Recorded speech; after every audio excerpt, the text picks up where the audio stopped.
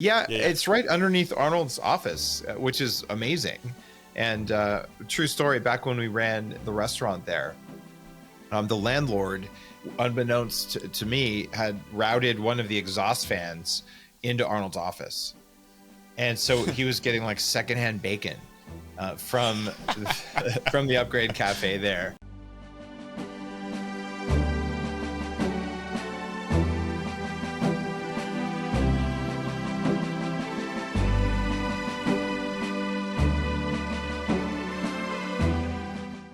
Big news, my third book, #1 on Amazon in business, the pre-sale, Do It, The Life-Changing Power of Taking Action, is coming out April 4th worldwide.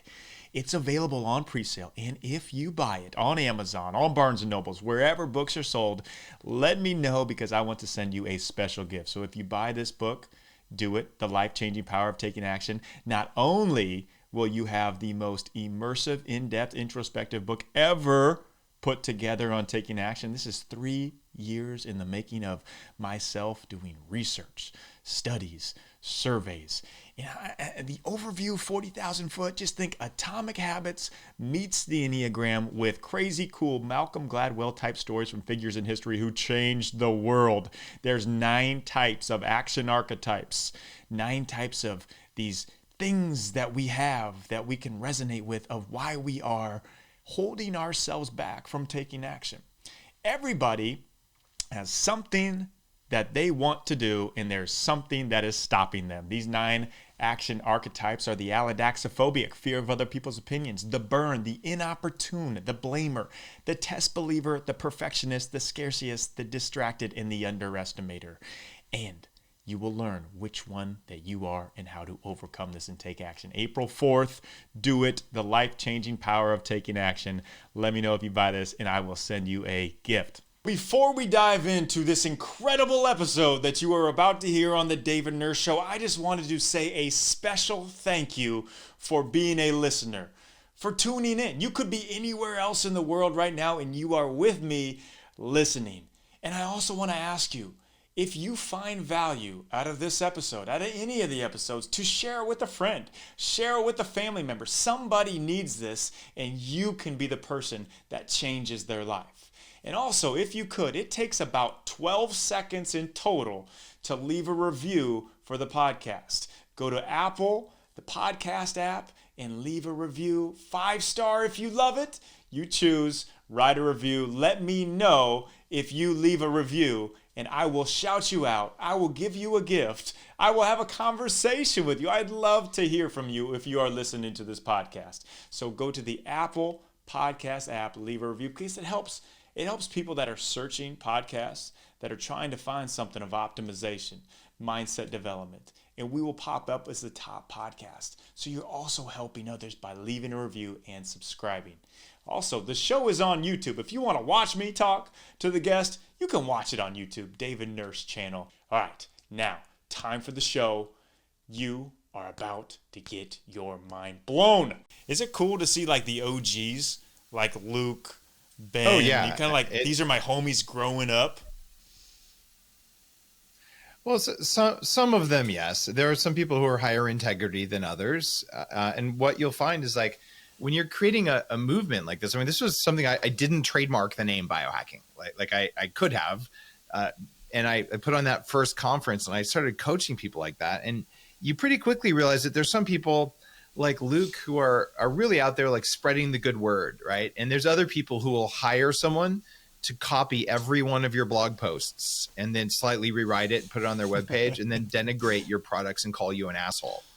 And those people are actually kind of parasitic coat writers. And then there's people who are really leaders and holding with integrity the whole thing. And every movement has this. And there's entrepreneurs who create new products, and there's entrepreneurs who copy other people and then claim they invented it. I mean, there was a company actually here in Austin who I actually helped to start. Like I helped the person start the little coffee truck, and then they go on some news thing and say, "Oh, I invented butter and coffee." I'm like, "What? You didn't invent that. I taught you that, dude." Like, actually that was a woman, but like, so what I like is seeing that there's enough intelligence and integrity in the community, just in the people who are not the leaders, to be able to like Yeah. look critically and be like, wait a minute, haven't I heard that before? Right. Yeah. And I think for the majority, most people are able to do that. And the truth comes out in the end, the integrity, the character comes out in the end. So even though there's annoying things like that, it's part of the journey. It's part of the growth. Like if you're doing great things, there's always going to be people trying to bring you down because they're jealous. It's just how it is. You nailed it. That's exactly what happens. And it's, you know, it's not like it's ever the end of the world, but so anyway, yeah, there's a lot of people who've evolved substantially since the start of biohacking. And I had this, I still do, this like 20-year vision for biohacking, where we start out at the cells and like at the lowest level, and you show people what's possible, right? And then you get millions of people to have more energy than they did before. And like, okay, what are you going to do with the energy? What do you do with it first? You know, are you going to put it into getting abs, or are you going to put it into your brain? Are you going to put it into getting more energy? Like, how do you invest it, and how do you invest it wisely?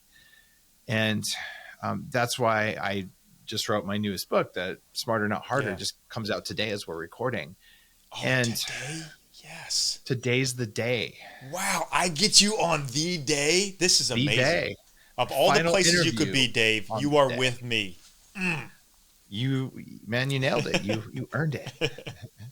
I should probably wave the book around, but it's I think from wherever I was doing my last Instagram live.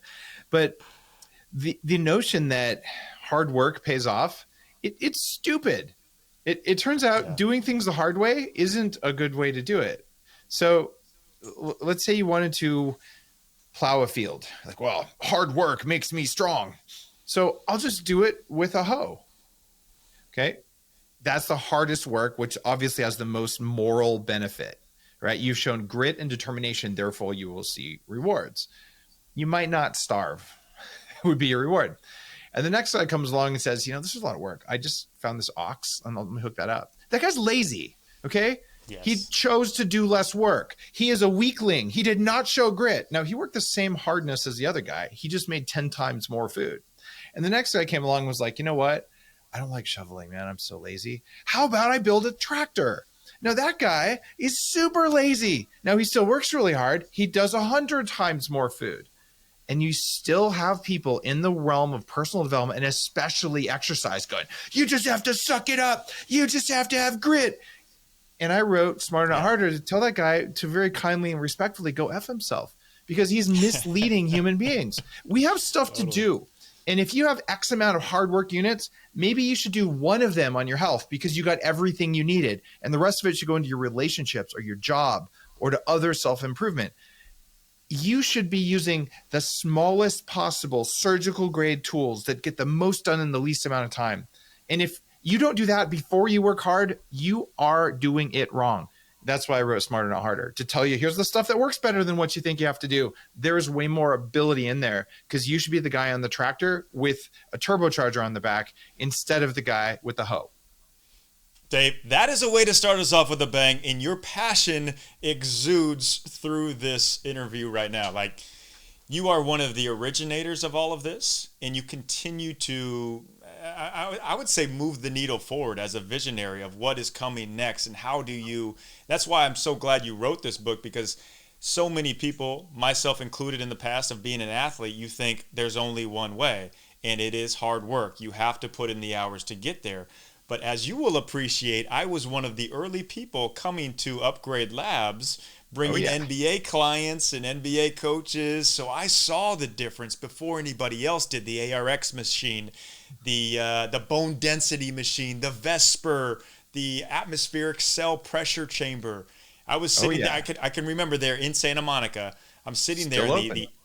I know. I still go. And in the cell pressure chamber, I see Arnold Schwarzenegger walking by outside.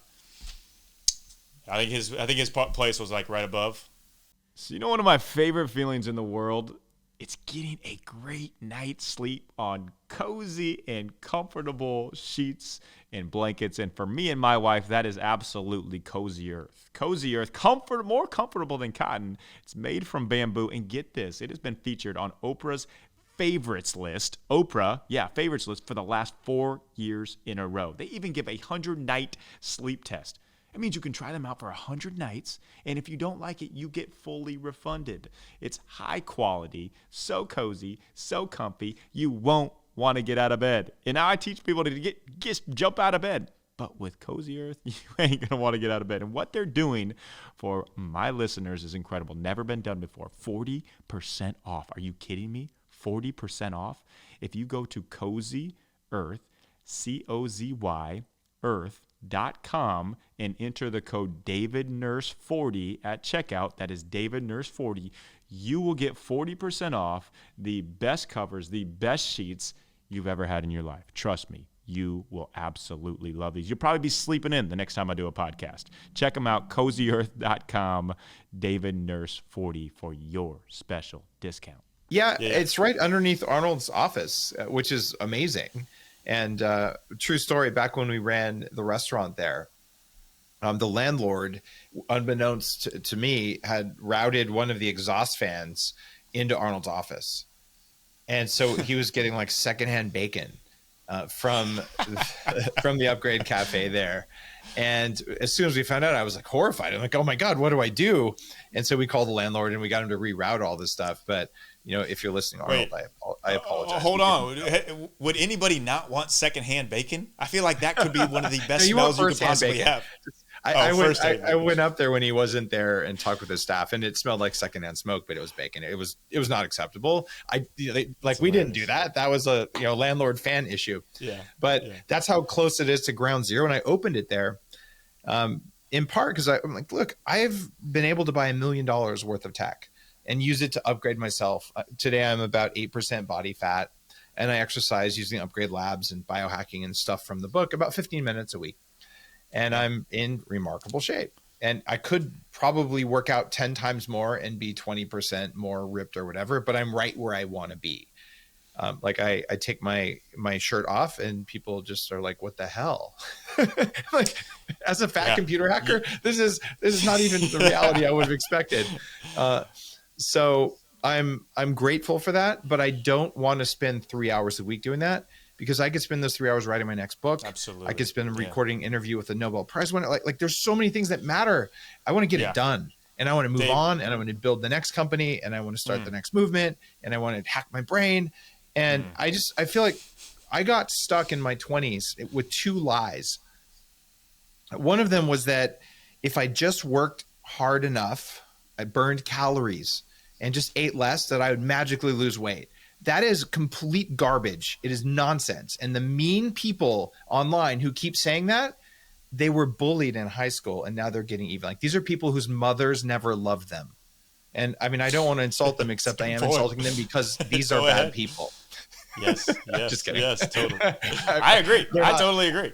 They're not bad people. What they are is people who've identified with a belief system that is not actually based on how it works. And when you threaten their belief in themselves because you say that a calorie in and a calorie out don't count, they react emotionally and they act like bullies. And it's actually sad.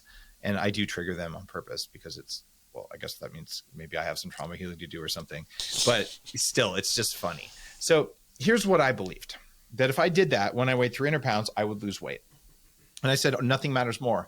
I'm about 23 years old. I go to the gym 6 days a week, 90 minutes a day, half weights, half cardio, maxed out all the machines except for 2. My cardio was 15-degree incline with a weighted backpack for 45 minutes every day except Sunday. And I did it on a low-fat, low-calorie diet. Okay. Grit, hard work, determination.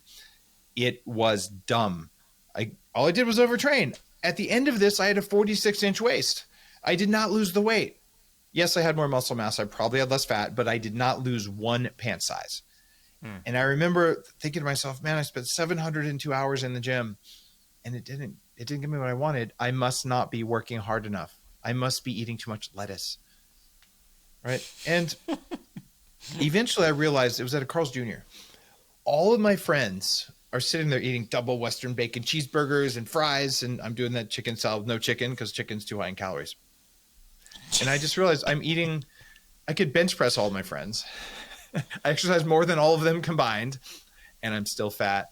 And I thought it was a moral failing. And it was only later that I just realized I believed fervently that hard work would get me results if I just tried hard enough. And I almost broke myself on that. And I see so many people right Yeah. now doing that thing. I'm going to just push through it. I'm going to grit. I'm going to Yeah. sweat all over myself. Like, if you love sweating on yourself and that's your life's purpose, do it.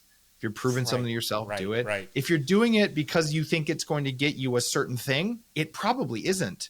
What you should do is the least possible effort to do that, because that's what your body wants. And that's why Smarter Not Harder is an interesting book. I'm like, well, what's your goal? Because it turns out your NBA guys, they're different. Their goal is not the same as, say, a soccer mom, right? Yeah, totally. So when you walk into Upgrade Labs, what I learned from all these people is there's 5 things they want. One of them is, I want to get my brain back. Like, my brain doesn't work very well. So we're adding neurofeedback. And this is something that's opening across the US. We're franchising right now. You can go to ownandupgradelabs.com and open a biohacking facility with all the stuff that I use and provide it to your community. And that seed for it was the one we just talked about there in Santa Monica. And it's been underway for 8 years. So I could figure out how to make a business that works for clients and makes money for owners, because it's really hard to do this. You can't just go buy a pair of squeezy pants and think you're in business. It won't work. The reason is what I'm going to tell you right now. Yep. These 5 things. Some people want their brain. Some people want their energy back and they want to lose weight. Mm-hmm. That's a big one. It's such a big one. Everyone's exhausted right now after all the nonsense from the government over the last couple of years. Totally, man. Totally. The next one is some people want muscle, right? So you can just tattoo caffeine on your arm and you'll have muscles. That's what I do. And then okay, there's better ways. That's the secret. That's the smarter way, the quicker way. Right. Yeah, just tattoo your muscles on. And then you go from there and you get cardio. And some people, they actually want stress resilience. There's people, and you know them, we all do, the highly sensitive people, they just get taken out. There's too much stress. They can't handle the stress. You can train your stress response. So when you come in, I'm like, okay, where are you now electrically, biologically? Let's measure you. And then let's figure out where you want to go. Because where you want to go is not the same as where your friend wants to go. Mm-hmm. And when you have a self-awareness there, and this is measured, and then you have a goal, then our AI systems will design a path through the technology so that you get a prescription for what to do first, second, third, and how often to do it, so that you can get to whatever your goal is as fast as possible. When you read Smarter Not Harder, the one that just hit the shelves today, what you're going to find is that it teaches you how to prioritize your number 1 and number 2 goal, and then how to choose the interventions that are going to work best to get you both of those goals met. And there's a new way of motivating yourself, and there's a new piece of knowledge about how the human body, what I call the meat operating system, how it responds to the world independent of you. You're going to be hacking your meat biology so you get the results you want. And sometimes it's so counterintuitive, it makes people mad. Okay, unbelievable here. My new favorite product for health. Crazy that I hadn't heard of this before. Pendulum. PendulumLife.com. Let me break this down for you. Okay, so we know that glucose spikes is what makes us fat, added fat. They have Pendulum glucose control, which supports your metabolic health. Metabolism is the key thing to burning fat, staying in great shape. This glucose control, it helps lower your glucose spikes, boost your metabolism, supports gut health. Yeah, you better believe I'm using that. And they have what's called Akkermansia. Okay, so check this out. This is the first and only brand, Pendulum, to offer Akkermansia. It is the key strain for gut health. It nourishes and regulates the gut lining, which we know the gut lining, the gut microbiome, is basically like our second brain. They feed each other. Akkermansia nourishes the gut microbiome, helps you support a healthy weight, and literally helps you stay healthy and not get sick over time. Oh my goodness. Yeah, seriously, I've been using this and my gut is awesome. Glucose control, awesome. Feel with a ton of energy. Haven't been getting sick. Pendulum, pendulumlife.com. They are changing the game in probiotics. No longer do you have to guess. That's the worst. You order something from Amazon, you're like, yeah, I hope this works. Yeah, you don't have to guess anymore. Pendulum is changing the game of gut microbiome. And just for you, for listening to this podcast, code DAVID20 at checkout. Go to pendulumlife.com. Notes with this will be in the show notes. This is PENDULUM life.com. Code DAVID20. I'm telling you, this, it's the real deal. Check it. Yeah, totally. Because they've learned something their whole life, and it's like, oh, well, this was completely wrong. And a lot of people don't like to admit that they've been doing everything wrong. But the smart way is to understand there is a better way. So what everybody is thinking right now, Dave, is, hey, this sounds too good to be true. Oh, I can get more muscle. I can have more time, more energy. Can you give some applicable tools that you provide in the book of how do we gain more muscle faster? How do we become smarter? Let's do cardio, because it's a real easy example. And there's several things for cardio. There's several things for muscles. These are all not the two types of exercise in all of human history are run away from tigers or pick up rocks. So to make it fancy, you could stand in place and run away from a tiger on a treadmill, or you could concentrate the rocks into metal plates and then pick those up. But that's what we do. Okay, that's not what I'm proposing you do. But if you are going to pick up the plates in the book, at least I tell you how to get more benefits than flopping them around. But it turns out, in the case of cardio, we just believed because, if you work hard, you must get benefits. So you're like me, 45 minutes on the treadmill, I'm sweating buckets, my shirt's soaked, my double extra large t-shirt, all that stuff. And then I'm a good person and I'm going to get results because I paid my dues by working. Well, here's what the data shows. If you do a spin class or spend an hour on a treadmill 5 days a week for an hour, you do that for 2 months, you're going to see a 2% improvement in VO2 max, which is a measure of cardiovascular fitness. Right. Or you could do what I write about in Smarter Not Harder. And it's going to take you about 5 minutes, only 3 times a week, not more than that. So about as much time as brushing your teeth. 12% improvement. Jeez. 6 times more improvement by doing 15 minutes a week instead of 5 hours a week. And if you do more than that in the same session, you don't get more benefits. Pushing harder reduces the benefits. And here's why. It's this new concept in Smarter Not Harder, and I call it slope of the curve biology. Your meat operating system, your body, it doesn't even know that you're in there. In fact, it doesn't like it that you're in there. It's kind of angry about that. Yep. And what that means is that your body sits there and it tries to figure out what's going on in the world. And if you weren't in there, you'd be acting like a tiger or a chimpanzee or something, just sort of kind of floating around, being reactive to the world around you, but you'd live because our bodies are designed to live without an intelligent brain in there. So we're always fighting with our brain and our body. And when it comes to cardio, your body knows that no animal would ever run at full intensity on purpose unless it was about to die, because it's a huge waste of energy. And it knows that if you waste energy, there might be a famine and you could die. It makes the couch look sexy. It makes the gym look unattractive. That's why you feel that way. And you want to lay on the couch and eat bonbons and watch Netflix, right? Your meat operating system is tricking you. So when you force it to run, it determines that a tiger is chasing you. Okay, if you run and then you stop and you do what we do at Upgrade Labs, which is intentionally bring your heart rate down and calm the nervous system. So it goes, oh, look, there was a tiger, but I lived, and there's plenty of nutrients. There's enough minerals. There's enough food. It'd be really easy for me just to do the upgrade right now, and it fixes you. But if instead you're like, well, I'm going to work harder, and then you immediately do a sprint, and then you run at 50%, that's a signal the tiger's still chasing you. Then you climb another hill. God, that tiger's really tough, right? And then you don't rest anymore because you got 35 minutes and there's this woman in spandex yelling at you going, yeah, you can do it. And there's whatever Katy Perry playing on the thing. I personally, I'd rather lay on a couch. And I'm just okay with that part of me because that's my body wanting to be more efficient. And if I could get more results, 6 times more results in 5 minutes without breaking a sweat right after I brush my teeth and I'm done, I'm doing that. And that makes me not harder, but that makes me smarter. And I believe that your listeners, I believe my followers, we want to do it the smart way because we have this precious capacity for stuff. And if you waste it by working hard when you don't need to, you're actually committing a crime against yourself. You owe it to yourself and to the world to do the least possible effort in order to get your results so you can do something that matters. And I don't think running all day, every day matters. I say this, I've built $100 million business from scratch. I have like a giant podcast and 5 New York Times bestsellers, assuming you guys all buy Smarter Not Harder today. But come on, man, it's because I'm lazy. It's not because I'm special. It's not because I work harder. I work as hard as you.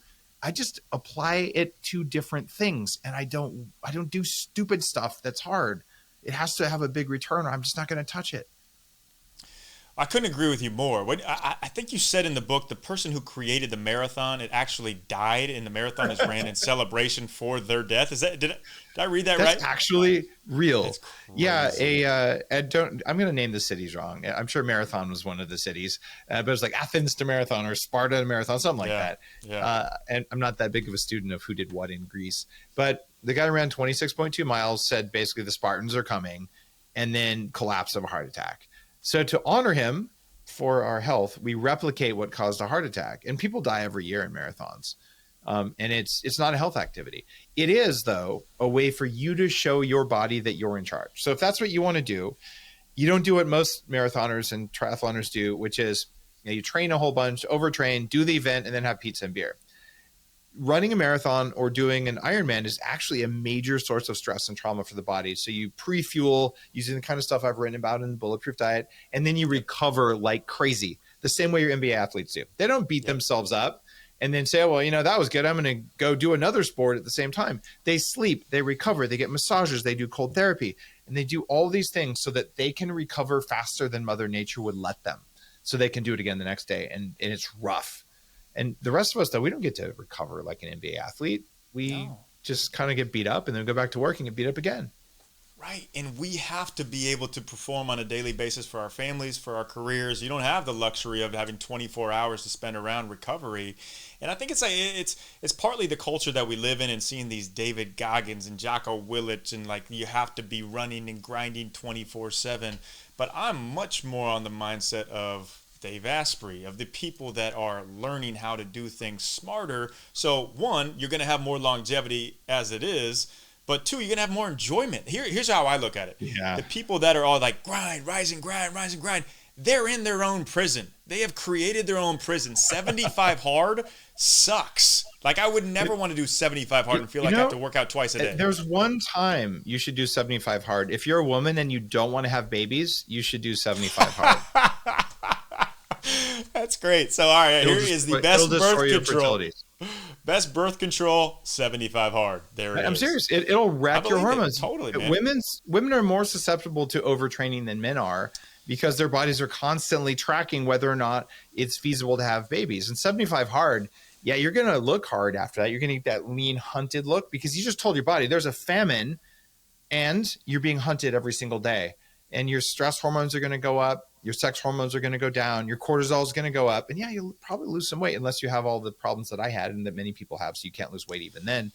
But it's not going to leave you stronger. You might leave you leaner, but it's not the kind of lean that's sustainable. And I love the idea of, in fact, Jocko, I've interviewed him live, interviewed him on my show. And actually, I love his passion and his grit and his drive. I don't believe that waking up at 4 a.m. and sweating all over yourself every single morning creates the best results. But if you were to wake up every morning, do the things that give you the cardio, do the things that give you the muscle, and actually do them at 2 p.m. when it's the most effective time, and do the things that cause the most growth per minute, you would have 2 hours a morning to meditate. Or better yet, to do the whole chapter on what works better than just plain meditation, whether it's meditation with breathing, whether it's neurofeedback, whether it's all the other technologies that now we know let you control your brain. In that amount of time, you could eliminate all the PTSD and all the trauma that's driving you. You could eliminate the feeling that you're not good enough or whatever it is. I'm not saying that David or Jocko or that's what's driving them at all. I don't know. But I'm saying for a lot of us, like I'm going to push, like I'm going to show I'm good enough, whether I'm going to show it, to my parents or to the bullies, all that nonsense. You can fix that in the time that you just would have been in the gym. And that's why I put neurofeedback at Upgrade Labs. But Smarter Not Harder, when you read that book, I'm just telling you, look, pick your goal. There's a chapter on that goal. And I tell you in the chapter, here's the hierarchy, most effective, second most effective, third most effective. This is free. This is cheap. This is what the crazy billionaires use. And I do it for everything. I just want you to have the tools. So if you have 5 minutes of hard work left in you today, are you going to just like flop a dumbbell around? Or are you going to do the 5 minutes that do something that matters to you the most? And that's my only ask. I believe when we're wired to do that, we'll be nicer to each other. Because people at full power, we're super dangerous. Like who knows what we might do? We might, say no the next time someone tells us to do something really stupid. Yeah, you know what? There's this book is different in the way of there's a lot of books that are just generalities, and I know a lot of people in the health and wellness space, and they'll write books. I'm like, you know what? That's Gross. a good book. It's fine, but this is different, Dave. This is different in the terms of it gets very detailed in exactly how to do this. You're not just saying, hey, it's smarter, not harder. You're actually telling people and showing them exactly the way to do it. Now, the issue that I think most people struggle with is one, like you said, validation. We try to do these epic, amazing, hard workouts to validate ourselves, but it's also the part I almost think people think they don't deserve a great life. You're telling them, hey, you deserve a great life. Here it is. Here's the rhythm of life you can create. But a lot of people don't think they deserve it. And here's why. And you hit on this. And I've never heard this before, and I think this is fascinating. How to program fear out of our tissues. Can you speak on that? Because I think that's just amazing. Oh, yeah. So what you find if you embark on the path of biohacking, or maybe you started with me, at the first biohacking conference 10 years ago. And yes, that's a shameless plug, biohackingconference.com in June. See how I seamlessly worked it in so no one would even notice. But it's great, man. There's so many good people there. I've been there. You meet amazing people. You should go. That was me, smarter, not harder, marketing my own stuff. But you're asking me a different question, and I got distracted because it made me laugh. We are programming fear out of our tissues from our powerhouse mitochondria. So you get started on this, and the first thing you're going to do is just turn up the energy production in your body. So you have the power to overcome fear. Because if you're depleted right now, it's really hard to do the personal development work. And as you work through the book, you're like, oh, I wanted these 5 goals, and now I met one of them. Like I got my muscles where I want them to be. So what am I going to do? Eventually, you are going to get to the point where you realize, I want to be less reactive to the world. When something happens around me, I don't want it to trigger me. So you could call this unloading your gun, because if you can be triggered, and I don't care if it's triggered by, seeing your wife flirt with another guy, right? That's going to be triggering for a lot of guys. Look, if you can be triggered, you have work to do. When you're at that state, what in the second half of the book, I talk about building true resilience. And the word is equanimity. That means you've removed fear, so you cannot be triggered. It doesn't mean that you want to die. It doesn't mean that you take stupid risks. It just means that when something happens, instead of being reactive, you're conscious. And the path to doing that is in the chapter on, call it spiritual hacking. The first level of this is building empathy. You can feel someone else's pain. That's awesome. That's the first step in Buddhism. The second one is compassion, which is even if you don't feel their pain, you can automatically wish everyone well. And that's hard to do in everyone and everything if you're Buddhist. So that means the little bug you're going to stomp on, instead of like, ew, gross, and stepping on the cockroach. Like, wish you well, little bug, I'll throw you outside. Okay. I can't say that I always do that, but I usually do. Right. Sometimes it's the middle of the night. You're going down. It's the time of day. It's the time of day, bug. This is Texas. Those things are big. And then the final step, though, is equanimity. And this is unfuckwithable. It's like, look, you can choose your state. It's the monk meditating in the middle of a hurricane. And to do that, I have something called the reset process that I describe in Smarter, Not Harder. And it's a little bit much to go into on an interview like this, but I'll just tell you that the reason that you're feeling fear is that your operating system, your body, has a pattern matching system that is blindingly fast. It's the part of you that jumps away if there's a tiger. It's the part of you that pulls your hand away from a hot stove if you accidentally touch it. You don't have to think. It just does it. Well, if it determines because you were bullied, because a parent said something that they didn't even know was affecting you, something happened before your brain was fully baked, and it made your body feel unsafe. And when it feels unsafe, you are reactive.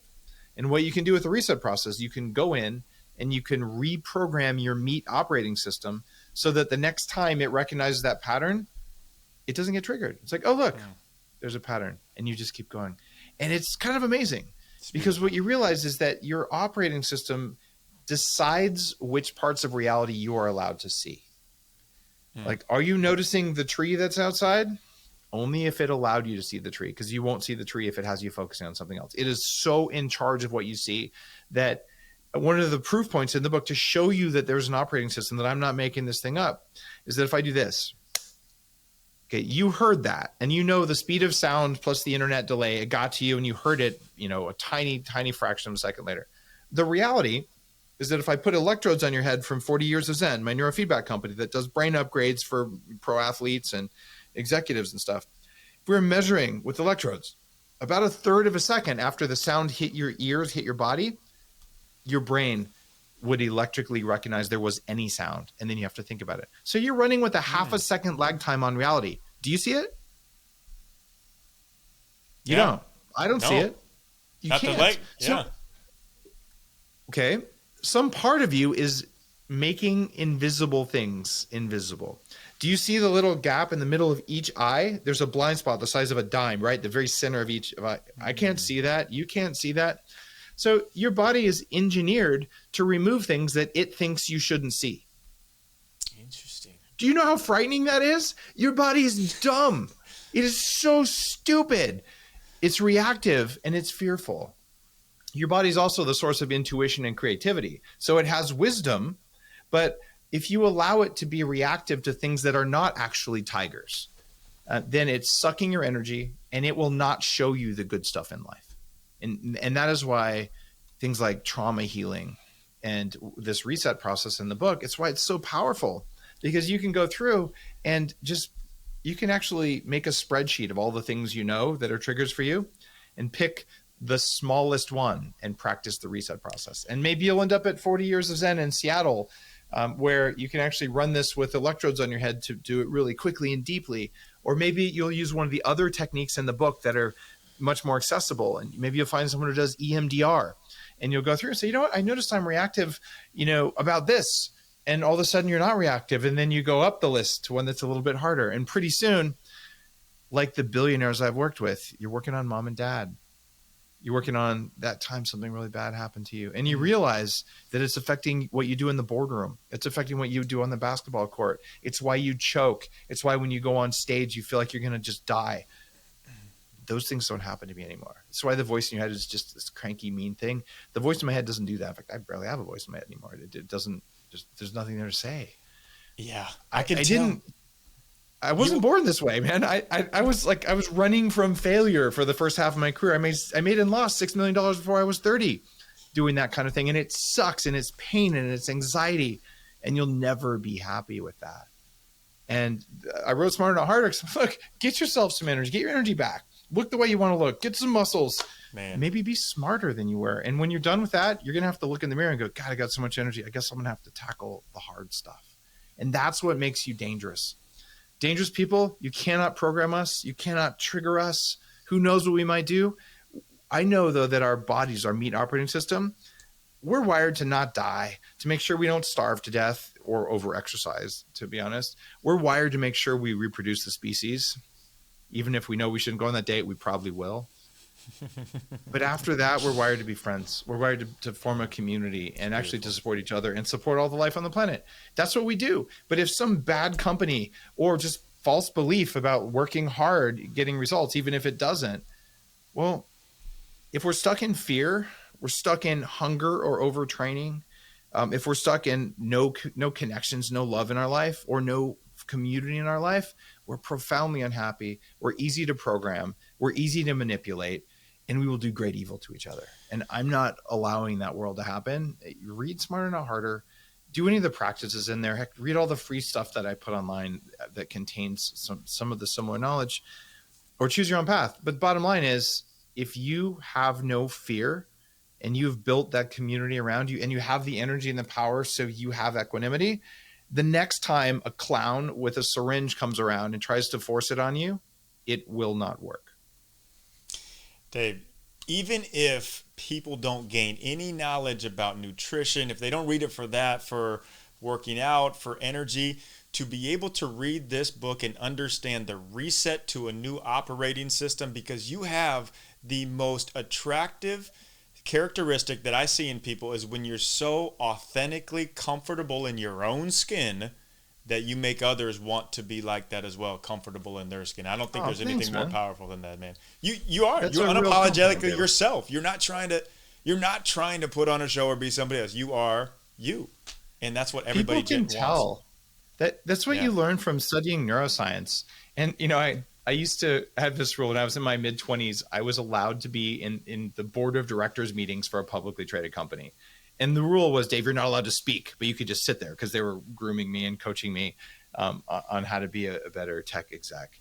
And it was actually kind of an honor, but I got to watch this incredible dance. It's like a Greek tragedy, and there's powerful people with hundreds of millions of dollars, and they've got all their power dynamics, and they're grasping, and I think they're all batshit crazy, because I'm just an engineer and I don't understand this stuff. And then I read 48 Laws of Power, Robert Greene's book, and all of a sudden I'm like, oh my god, there's like a weird operating system, there's like a power dance going on with all these people. And pretty soon you realize, you know what, that person right there, they're smiling and they're saying fuck you, right? And that other person over there is really acting like they're not afraid, but they're afraid, because our operating systems, our bodies, if you can sort out all the garbage data from the intuition and the ability to have empathy that we talked about before, well, if you have empathy, you're like, you know what, that guy's a liar, that guy's a cheater, that person believes what they're doing, that one's afraid of failure. Well, I'm not saying I'm a good poker player. I'm actually not, and I'm probably weaker at that, because I tend to see the good in people, even if there's a lot of bad. I'll overlook it. So I don't always make the right hiring decisions, not by a long shot. But what I do know is that when people learn how to tune in on that it doesn't work to fake it. All of those people are transparent. But if what you're doing isn't faking, and it's actually incongruent and incoherency, and when you tell someone I care about you, and you actually do, and they can feel it, because your heart makes a certain kind of field that's tipped 8 degrees to the left and is shaped like a donut that you can measure with physics things, and it actually is there, and their heart resonates with that, yes, this is all real. There's no quantum woo in that at all. That's just magnetism. Quantum is a different kind of woo.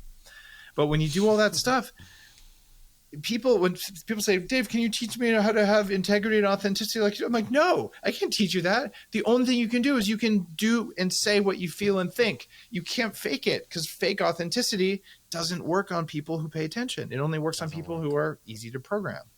Man, there's no more truer words said than that. And I mean, that just is what you just hit on there is what makes life like literally fun. The relationships that you build, the true authentic relationships that you build, and you can't do that any other way than being authentically you.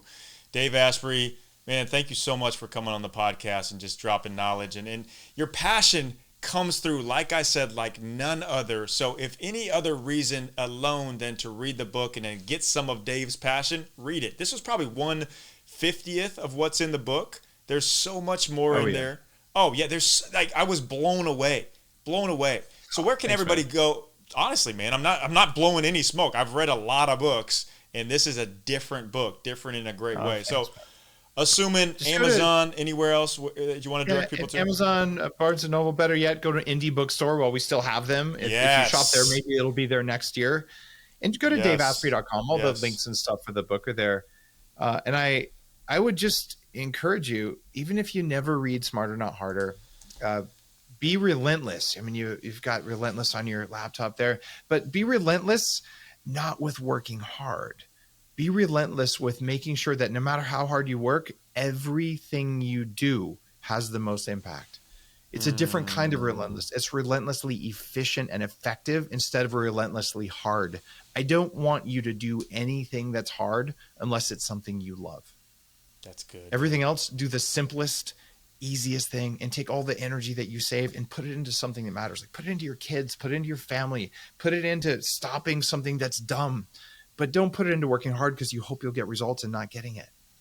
Dude, hey, thanks, drop the mic on that. Okay, so if you enjoyed that podcast, check this out. What I do is I give keynote talks to companies, corporations, organizations, teams all throughout the country and the entire world.